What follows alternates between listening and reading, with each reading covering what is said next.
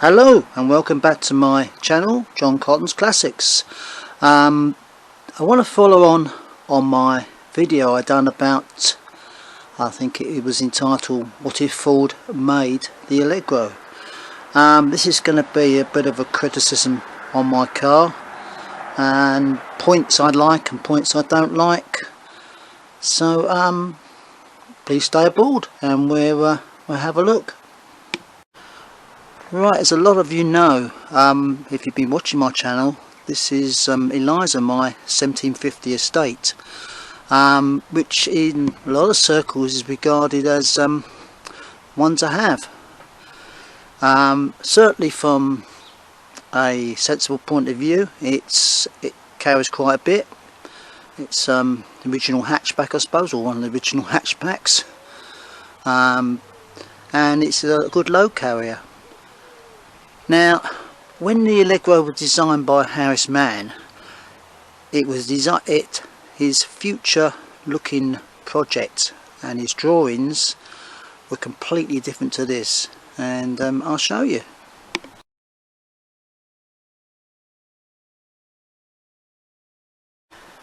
As you can see, the design was totally different. That ended up the shape of the Allegro as we know it.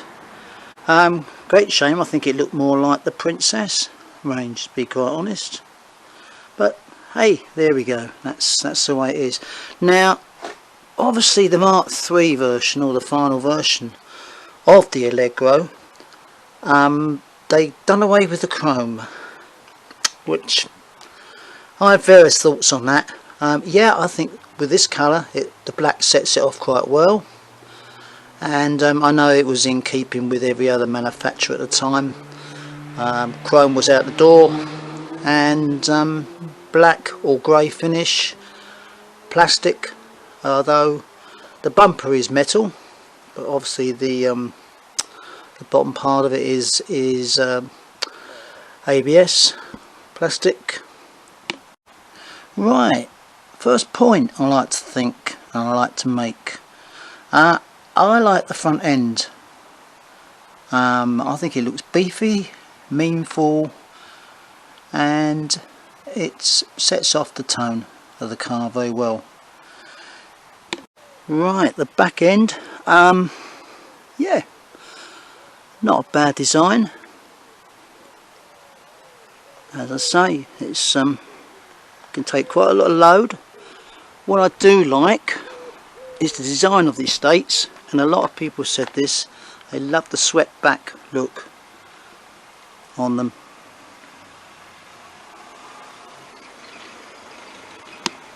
One criticism I have of them, of the way they did it on the Jeep, was this trim.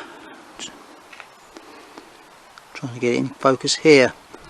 I don't know whether this is picking up, but there's a bit there. You can just see the chrome coming through. Now I've gone through this once in the last year, and it just will not adhere to the chrome, so it doesn't make any sense to me why they had to put the black on there. I think if it was chrome it would look quite good, even with the rest of the black. But that's just my ideas. Now the dash is obviously not 100 miles away from the original dash, but it's gone down the line of black plastic, which I'm not a lover of.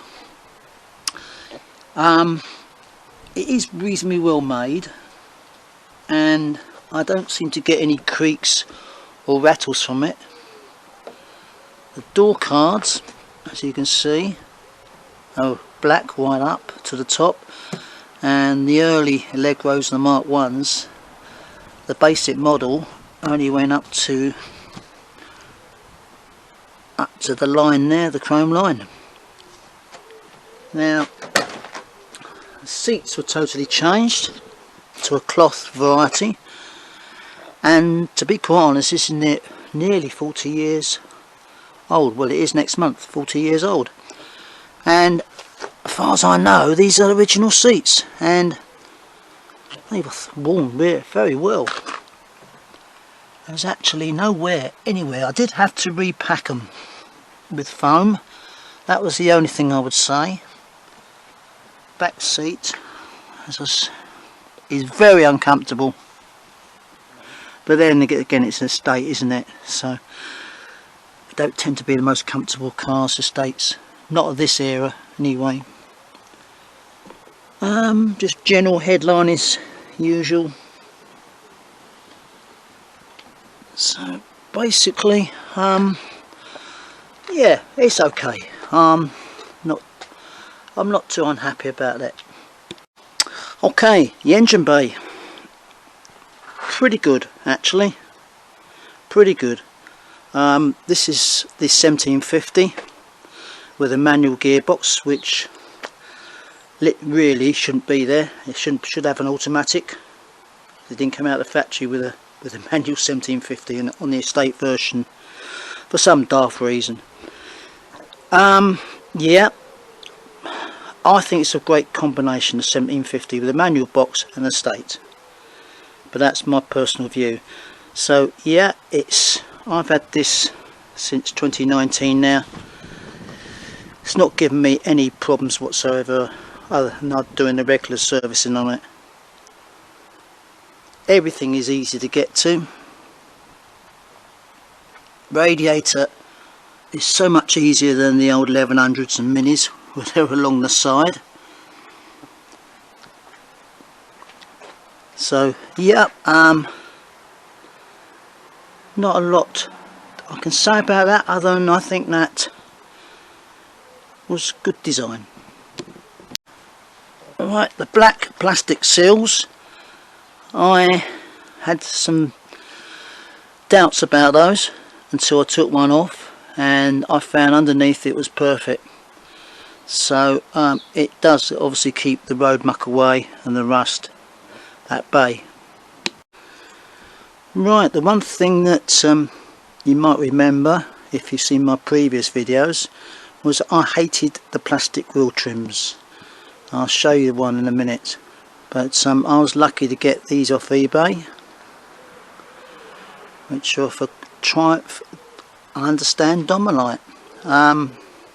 They fitted on with a bit of persuasion and some large cable ties, which you can't really see. So no, it's not original, but I think it's an improvement. But it's my car, and I will put what I like on it, as with the spotlights. Brought out the plastic wheel cover, put it next to the chrome ones I got. One thing I did hate was those plastic covers, so you can see the difference.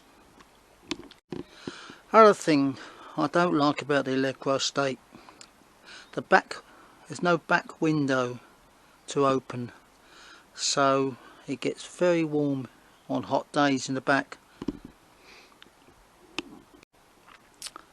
So all in all, yeah, I like my Allegro estate. It's quite rare. It's pretty unique with the 1750 and a manual box. I like the mods I've done to it, just to try and brighten up a bit. As I say, I don't like all the black on the front. Back's doesn't look too bad, but if you can, again, if you put it against the Houses Man original drawing and sketch of the Allegro is supposed to be, it still doesn't come up anything like it. So anyway, that's it for the moment. It was just a short video on it, again, just to follow on from if Ford had made the Allegro.